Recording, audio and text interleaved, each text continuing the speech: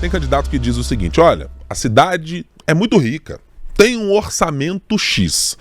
Por si só, dá para dizer se a cidade é rica ou pobre pelo volume do orçamento que ela tem. Então, se ele tem 5, 10, 15 ou 20 bilhões, ou tem algum outro componente que a gente tem que colocar para dizer o seguinte: não, essa cidade pode até ser rica, mas tem dinheiro efetivamente disponível?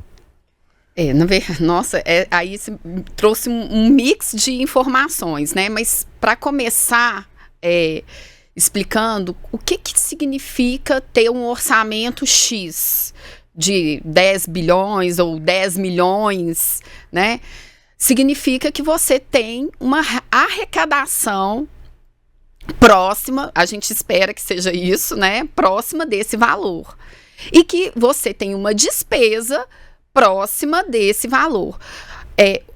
A primeira coisa que a gente tem que entender é que a arrecadação, o Estado arrecada não para ter lucro. Não existe essa lógica de lucro. Tudo que é arrecadado deve ser gasto naquele exercício financeiro. Ou seja, a gente tem de 1º de janeiro a 31 de dezembro para executar aquele orçamento. Então, não deveria ser intenção de nenhum político, né, ou de nenhum município, estado ou da própria União arrecadar para sobrar recurso para o ano seguinte. Não é essa a intenção. O orçamento ele se fecha ali naquele determinado período. Então, o ideal era que a gente tivesse algo próximo de zero entre receitas e despesas, ou seja, o tanto que eu arrecado é o tanto que eu gasto. Isso seria o ideal, né? Pensando nesse ponto de vista.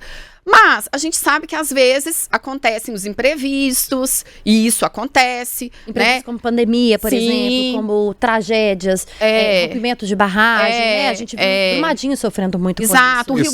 O Rio Grande do Sul agora, né? Então, assim, a gente tem que ter também uma reserva de caixa.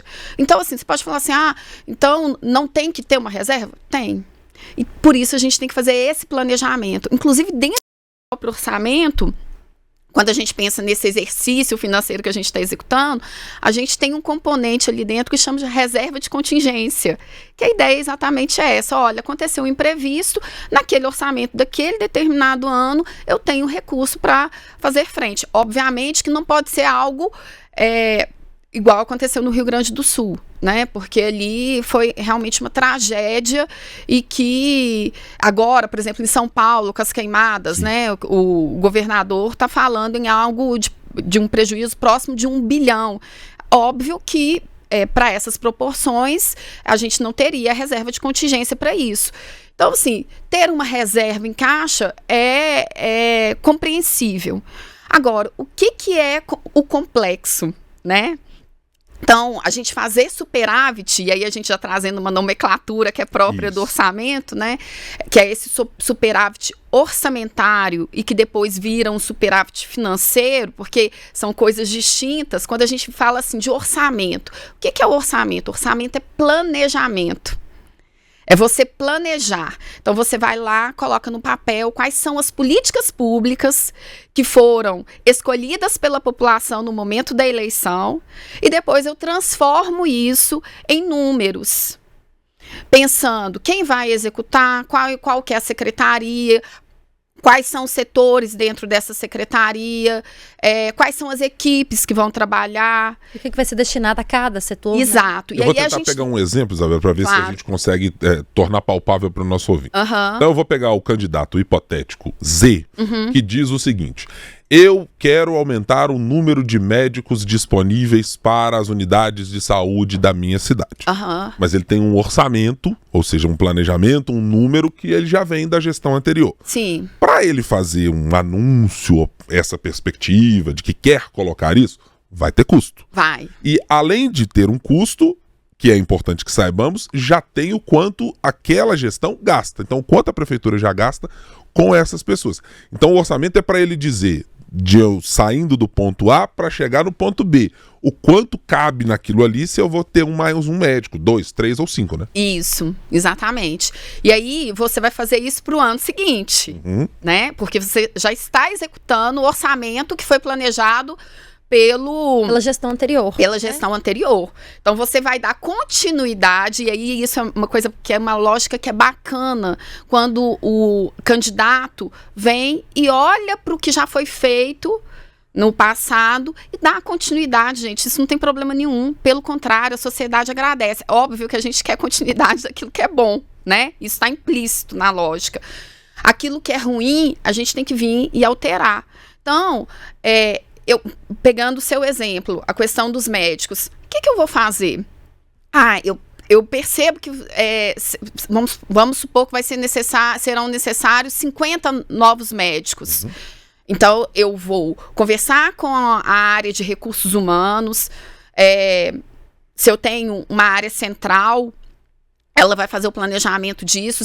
Se não existe uma área central dentro do município, que seja o recursos humanos da área da saúde, faz o planejamento disso, consta isso no plano plurianual, porque é um planejamento para 4 anos, né? O plano plurianual, a lógica dele é isso, eu planejo para 4 anos. Só que o último ano, quem vai executar é o próximo da fila. Se você não for reeleito, né? Exato. Em eventuais decisões. Mas em alguma medida, o próximo da fila não vai ser você, mesmo que seja na segunda gestão, né? Então, a lógica do plano plurianual é essa, eu dar continuidade àquilo que já estava funcionando bacana. E aí, eu vou ter o tempo de um exercício para fazer o meu planejamento para os próximos 4 anos. Então, o primeiro instrumento é esse. Eu trago isso para o plano plurianual. Esse plano plurianual, gente, ele é tão bacana porque a ideia dele é colocar as políticas públicas na linguagem orçamentária. Olha para você ver. Então, quando a gente vê a lógica de funcionamento do setor público e a gente vê falando política de saúde, de educação, de meio ambiente, de turismo, isso tem que estar previsto no plano plurianual, que é o planejamento dos 4 anos. É óbvio que se você... Esse planejamento é chamado de planejamento estratégico. Igual nas empresas, na iniciativa privada. A gente tem, vocês aqui têm um planejamento estratégico da empresa. E aí, você tem a possibilidade de rever esse planejamento, porque é da lógica do planejamento estratégico fazer uma revisão. Para quê? Para você olhar o cenário externo, olhar como que está a condução interna. Mudar a rota, se for preciso. Exatamente.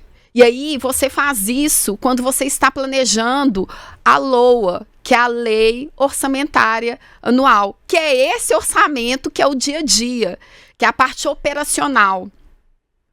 O que não consta no orçamento não existe.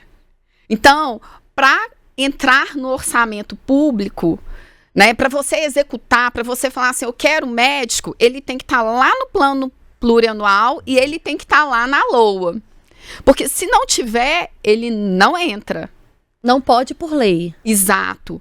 Não significa que ao longo do exercício desse orçamento e desse PPA, desse plano plurianual, eu não possa alterar. Eu tenho mecanismos para poder fazer a alteração.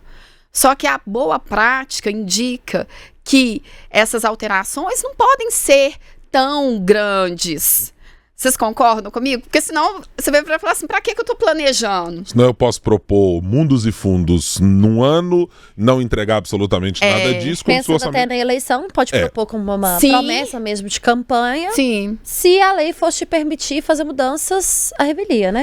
Agora deixa eu voltar uma casa ou algumas aqui nessa conversa, Isabela, para entender uma questão. Bom, você falou no início da nossa conversa que orçamento, o modelo, digamos, ideal, é que o Estado não tenha necessariamente, ou a prefeitura, o Poder Executivo.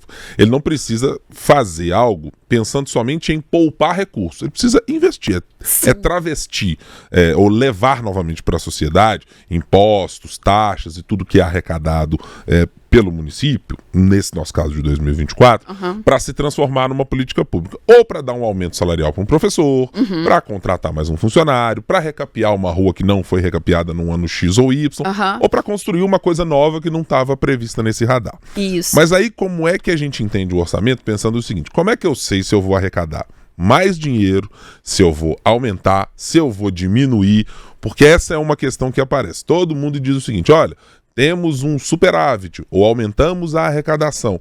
Isso quer dizer que automaticamente o meu orçamento vai ser muito melhor do que no ano anterior? Vai ter dinheiro sobrando? Não, porque isso significa que você está pesando a mão sobre a população. Né? Quem está contribuindo com aquilo dali é a população. E aí a gente tem que lembrar que isso na economia traz um impacto significativo. Significa que o empresário está deixando de investir na empresa dele, de gerar emprego para poder pagar imposto. Então a gente tem que buscar aí vamos colocar assim, um ótimo de Pareto. É dificílimo isso. Né? A gente buscar um ponto ótimo para essa equação. Ela é muito difícil. Agora, essa lógica de só aumentar a cobrança de impostos, de taxas, de contribuições, isso é péssimo do ponto de vista da economia.